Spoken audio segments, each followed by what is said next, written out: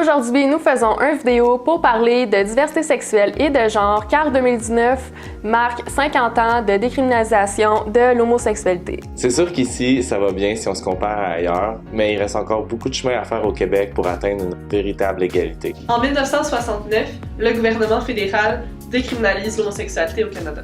En 1977, 2 mois après 2 descentes de police dans 2 bars gays de Montréal, soit le Trox et le Mystique, le gouvernement du Québec modifie son code des droits de la personne pour y interdire toute forme de discrimination fondée sur l'orientation sexuelle. Le Québec devient alors la première juridiction canadienne à offrir une protection juridique aux personnes de la diversité sexuelle. En 1979, on voit la première manifestation gay organisée à Montréal. En 1998, le gouvernement du Québec inclut la transsexualité comme motif de discrimination dans la Charte. En 2005, c'est la légalisation du mariage gay au Canada. En 2016, l'identité et l'expression de genre sont ajoutées à la Charte des droits et libertés du Québec comme motif interdit de discrimination.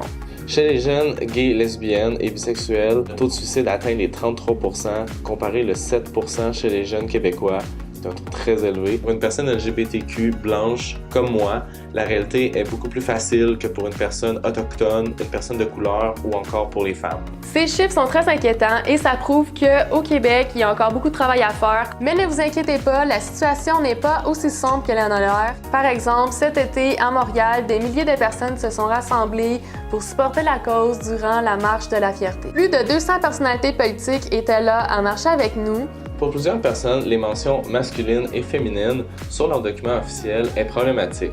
C'est pas le reflet de leur identité personnelle, donc nous on propose d'avoir une mention neutre sur les documents. Il devrait y avoir dans tous les établissements publics du Québec des salles de bain de genre neutre. C'est important qu'on ait une bonne réforme des cours d'éducation sexuelle pour que dès le secondaire, les réalités des personnes LGBTQ+, soient mieux réfléchies.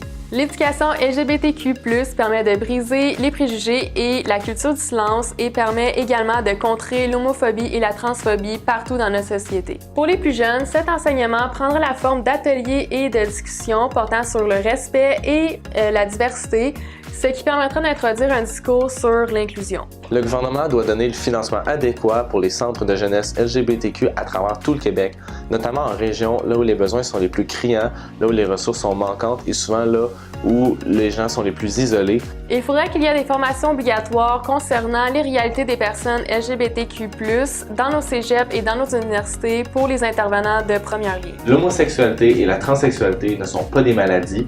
Il est grand temps que le Québec prenne des actions concrètes pour interdire les thérapies de réorientation qui sont seulement des pratiques homophobes et transphobes, rien de moins.